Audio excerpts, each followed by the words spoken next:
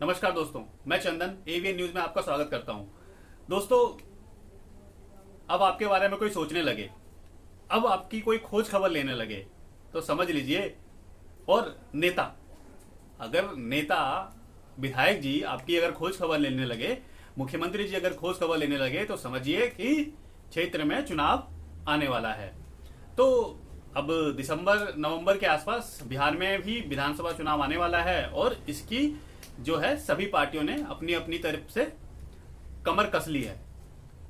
अब इस कोरोना महाकाल में चाहे जो मर्जी हो, वोटर का जो भी हाल हो, मगर वो चुनावी मूड में आ गए हैं।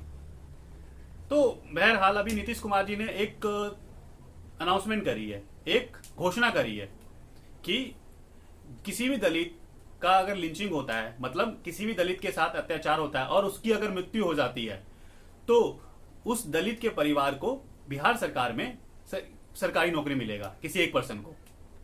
तो दोस्तों, ये 15 साल से आप ही का सरकार था, माननीय नीतीश कुमार जी ही मुख्यमंत्री थे, तब तो दलितों के बारे में नहीं सोचा, उनका ख्याल नहीं आया। तो चुनाव आ गया तो ख्याल आ गया। जब दलित सताए जा रहे थे, हर बार होता है कि दलित पे कोई ना कोई अत्याचार होता है, और इस समय ना उसकी कोई सरकार सुनती है दलितों की, और ना प्रशासन सुनता है। और सबसे बड़ी बात, दलित पे वोट के लिए, मतलब कहते हैं ना कि पॉलिटिक्स बाजी सभी करते हैं, सभी दलितों पे अपना हक जताते हैं, दलितों का जो वोट होता है उसका हक जताते हैं। अब आपको पता होगा कि दलितों का जो वोट है बिहार के अंदर, वो पिछड़ी जाति और जो वंचित समाज है दलितों का, उसका तकरीबन वोट जो है 20% बिहार में है। इस 20% वोट को साधने के लिए नीतीश जी ने एक दलित कार्ड चला, और उस दलित कार्ड में हो सकता है कि ये दलित बह जाएं, क्योंकि ये नीतीश जी चाहते हैं कि दलित का बच्चा अगर पढ़ेगा लिखेगा तो सवाल पूछेगा मुझसे, सत्ता से सवाल पूछा जाएगा। लेकिन वो दलितों के बारे में ना सोच के वो सिर्फ और सिर्फ वोट दिख रहा है, ये वोट के उसी के उपरांत ये वोटिंग के चक्कर में, ये वोट लेने के लिए उन्होंने ये दलित कार्ड चला। तो दोस्तों, क्या लगता है आपको कि बिहार में दलित बिल्कुल सुखी संपन्न है, उनको कोई प्रॉब्लम नहीं है, उनको कोई दुख नहीं है, उनको प्रॉपर खाना मिल रहा है, उनको प्रॉपर रोजगार मिल रहा है, उनको उनकी जो प्रॉपर जो देख रेख होती है, क्या हो रहा है? अगर हो रहा है तो बहुत अच्छी बात है, लेकिन दोस्तों ऐसा हो नहीं रहा है। कागजों पे तो हम बहुत कुछ कर जाते हैं। दोस्तों, याद होगा आपको कि 2008 में, तकरीबन जनवरी 2008 में दलितों के लिए, वंचित समाजों के लिए माननीय नीतीश कुमार जी ने एक स्किल डेवलपमेंट प्लान जारी किया था, जैसे इंग्लिश सिखाना, इस टाइप से तकरीबन 15 के करीब प्लान था। और उस प्लान में दलित समाज के वर्ग के जो बच्चे हैं, जो युवा हैं, उनको शिक्षित करने का, उनका स्किल डेवलपमेंट करने का। तो और आपको भी पता होगा, इसका जो नाम रखा गया था, दशरथ मांझी कौशल विकास मिशन के नाम से था, मगर उसमें भी घोटाला हो गया और वो ठंडे बस्ते में चला गया। 2008 की बात है, अब 2020 में आ गए, अब चुनाव आ गया, हुआ कुछ नहीं। ये सारा खेल है 20% वोट का। 20% वोट लेने के लिए नीतीश जी ने यह चाल चला कि हम जो भी इस लिंचिंग में किसी को कुछ प्रॉब्लम होगा, कोई किसी की मृत्यु हो जाती है, तो हम उसके परिवार को, किसी एक परिवार के एक व्यक्ति को हम बिहार सरकार में नौकरी देंगे। लेकिन दोस्तों, ये होगा कैसे? अब आप तो चुनावी मूड में हैं, जनता को क्या, जनता कोरोना से मर रहा है, मरने दीजिए, जनता बेरोजगारी से मर रहा है, मरने दीजिए। लेकिन आपने घोषणा तो कर दी, लेकिन दलितों के हितैषी तो बनते हैं, लेकिन दलितों के बारे में सोचा कब है आपने? दलितों के पास ना राशन कार्ड है, ना खाने के लिए खाना है। तो देखिए दोस्तों, ये तो चलता रहेगा, क्योंकि पॉलिटिशियन है, आएंगे, वादा करेंगे और वादा ही करना है उनका काम। तो अब हम आते हैं मुद्दे पे। अब ये सारा का सारा, ये कह सकते हैं कि बिल्कुल राजनीति से प्रेरित है, राजनीति ही किया जा रहा है, क्योंकि बोर्ड दिख रहा है, वो विधानसभा दिख रहा है, विधानसभा का चुनाव जो आ गया, तो अब तरह तरह के पैतरे निकलेंगे, तरह तरह के अब लोभ लुभावने वादे किए जाएंगे ताकि हम वोट को मान सके, और 15 साल में जो किया उस पे छोड़िए, अभी की बात करेंगे। वो कहेंगे कि हमने आपके लिए ये कर दिया, हमने आपके लिए ये योजनाएं बना दी, हमने आपके लिए ऐसी योजनाएं बना दी। लेकिन सही मायनों में क्या दलितों का विकास हुआ?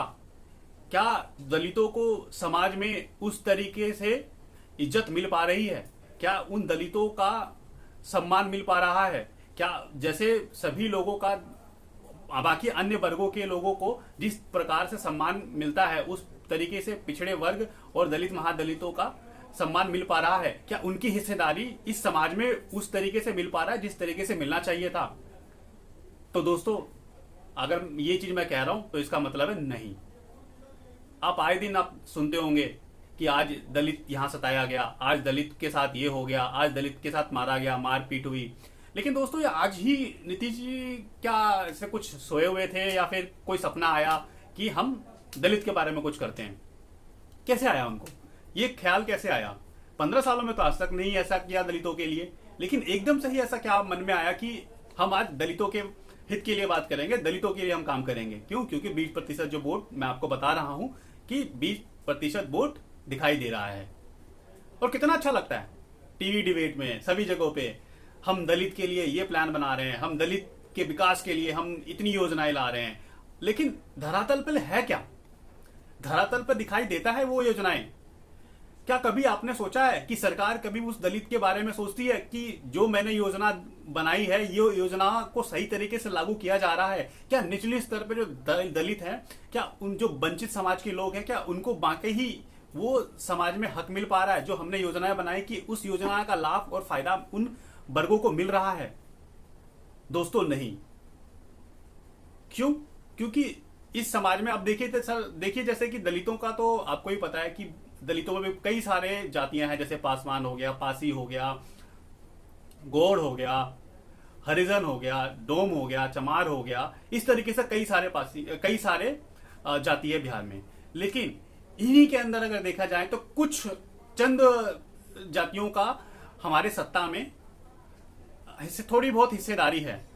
लेकिन अगर थोड़ी बहुत हिस्सेदारी की वजह से वो तबका थोड़ा सा मजबूत तो हो गया, लेकिन बाकी जातियां जो है वो भी तो शोषण करती है ना उन दलितों का, जो महादलित हैं, जो बाकी के, उसको भी तो वो गैर तरीके से देखा जाता है। अगर देखा जाए तो मुसहर हो गया, जो डोम हो गया, पासी हो गया, ये सब लोगों को काफी हीन नजरों से देखा जाता है। इन लोगों को बराबर का दर्जा नहीं मिलता है।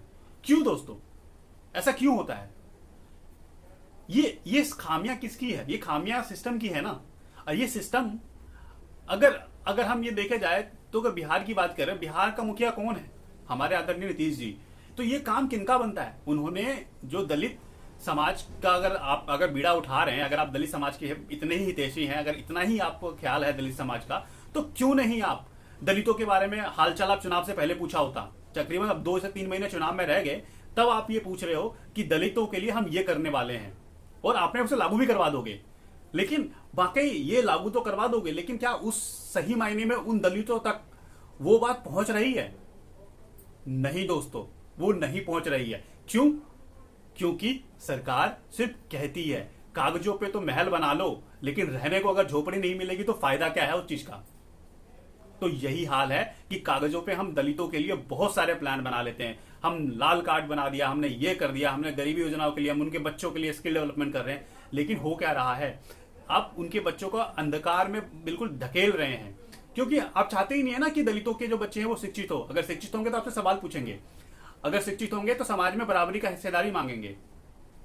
तो दोस्तों, यही हमारे सत्ता में बैठे लोगों का यही मकसद है कि बस योजनाएं करो, वोट बैंक को अपने पक्ष में करो, बस 20% मायने रखता है दोस्तों कि 20% वोट जो है वो दलित समाज का है।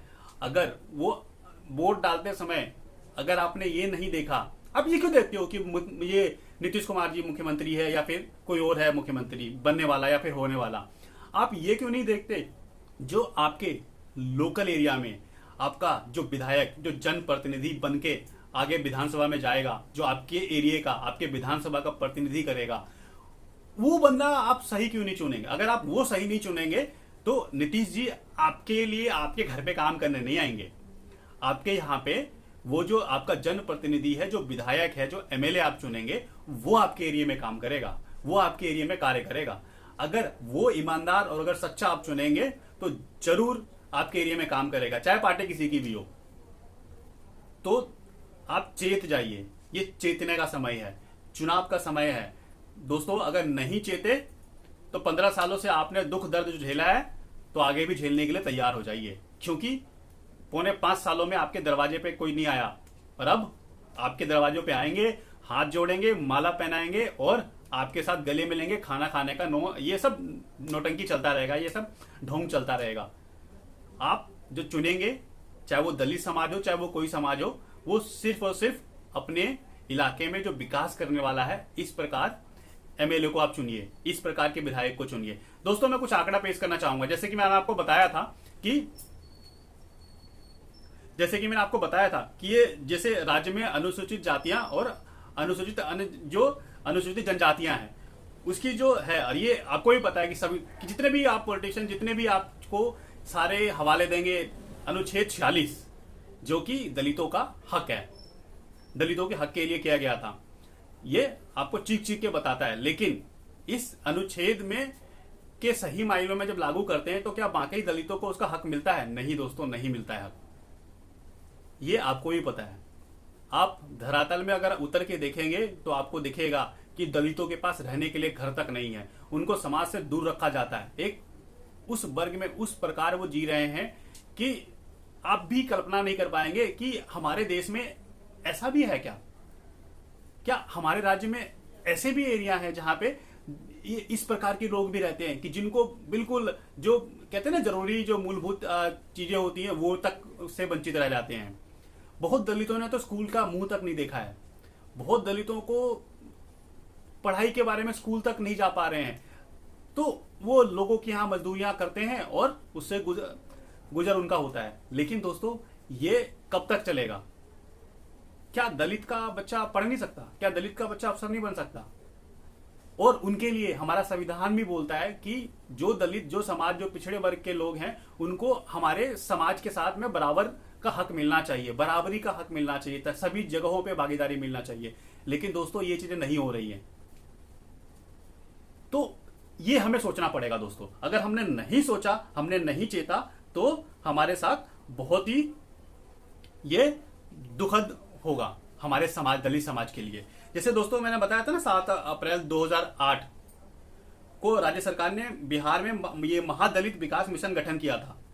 इस मिशन के अंतर्गत दशरथ मांझी कौशल विकास योजना शुरू की गई थी, जिसमें कि 16 तरह के स्किल डेवलपमेंट प्लान था, शुरू किया गया था, जिसमें कि जैसे कि आप समझ सकते, जैसे मैंने बता दिया आपको कि इंग्लिश हो गया, इंग्लिश स्पीकिंग कोर्स हो गया, और भी कई तरीके से था। लेकिन 22 जिलों में अंग्रेजी बोलने की ट्रेनिंग दी जा रही थी। लेकिन दोस्तों इसके अंदर भी क्या होता है? घोटाला, दलितों के नाम पे घोटाला। क्या एक ही बच्चा अलग अलग ट्रेड में जाके वो प्रशिक्षण ले रहे हैं? ये कैसे पॉसिबल हो सकता है कि सेम समय में, एक ही समय में वही बच्चा अलग अलग जगहों पे कैसे प्रशिक्षण ले सकता है? दोस्तों इसका घोटाला हुआ था। ये जो घोटाला हुआ था दोस्तों, इसके लिए एफआईआर भी किया गया था। 15 जुलाई 2020 को बिहार विजिलेंस इन्वेस्टिगेशन ब्यूरो ने एफआईआर दर्ज किया था, जिसमें कि फर्जीवाड़ा दिखाकर 7.3 करोड़ रुपीस ट्रांसफर किए गए थे। महादलित विकास का दावा उसने वर्ष 2012-13, 2015-16 और के बीच किया था, जिसमें 14,826 बच्चों को ट्रेनिंग दी है। लेकिन विजिलेंस अधिकारियों ने पाया कि ट्रेनिंग में ये धोखाधड़ी हुई है, वहां पे गड़बड़ी हुई है। एक ही छात्रों के कई जगहों पे बिठा के उनके जो स्किल डेवलपमेंट का जो प्लान था उसको लिया गया है, और वो सारी चीजें, ये धोखाधड़ी हुआ था और ये घोटाला हुआ था। और ये पता कब चला था? ये ब्रिटिश लिंगवा ने 2012-13 और 2015-16 के बीच में जो 7.3 करोड़ रुपीस का अधिक धनराशि निकाली थी, और ये अभी तक इसमें 3 निलंबित आईएएस अफसर को निलंबित भी किया गया था। और ये घोटाला पहले भी हो चुका है। महादलित विकास मिशन में जुड़ा ये पहला घोटाला नहीं है। समाज के जो पिछड़े वर्गों को साथ लाने के लिए उसके स्किल डेवलपमेंट के नाम पे कई बार घोटाले हो चुके हैं। और जैसे कि ये मैं बता देता हूं आपको आंकड़े, ये स्किल डेवलपमेंट ट्रेनिंग के नाम पे फर्जीवाड़ा था कि उसमें 4 करोड़ 25 लाख रुपए की गड़बड़ी का मामला आया था। जो टोटल 7.3 करोड़ है, इसमें से 4 करोड़ 25 लाख का जो गड़बड़ी था उसमें किया गया था, और इसके अंदर मुकदमा भी दर्ज हुआ था। बाकी का मैं आपको एफआईआर वगैरह की जो भी सारी डिटेल्स है आपके स्क्रीन पे आ जाएंगी, आप देख सकते हैं। और दोस्तों, तो चुनाव आ रहा है तो पिटारे खुलेंगे, तो उस पिटारों से सावधान रहिएगा। आप ये देखिएगा कि आपके लोग, आपके समाज, आपके एरिया में आपके काम कौन करेगा, आपके एरिया का विकास कौन करेगा, और बिहार को कौन तरक्की की राह पे लेके जाएगा। दलित तो पिछड़ा है ही है, दलित सभी मामलों में ही बिल्कुल पिछड़ा बना के छोड़ दिया है इन चंद नेताओं ने। क्योंकि सभी लोग दलित की तो बात करते हैं, लेकिन सही मायने में दलित की वोट की बात करते हैं, वो दलित के हित की बात नहीं करते। वो दलित को सिर्फ दलित के, उनकी नजरें जो होती हैं वो दलित की वोट पे होती हैं कि दलित मुझे वोट कर देगा, मैं उनको ये कर दूंगा, दलित वोट करेगा और मेरी भागीदारी हो जाएगी सत्ता में, मैं सत्ता में चला जाऊंगा, मुझे कुर्सी का नशा है, कुर्सी में मैं रहूंगा। बहुत बहुत शुक्रिया दोस्तों। इस वीडियो को ज्यादा ज्यादा शेयर करें, लाइक करें और कमेंट करें, और चैनल को सब्सक्राइब जरूर करें ताकि हमारा फैमिली बड़ा हो और इसका फायदा मिले। और फिर मिलते हैं किसी नए मुद्दों के साथ में। अब चुनावी माहौल आ गया तो दोस्तों मिलते रहेंगे। धन्यवाद। जय हिंद, जय भारत।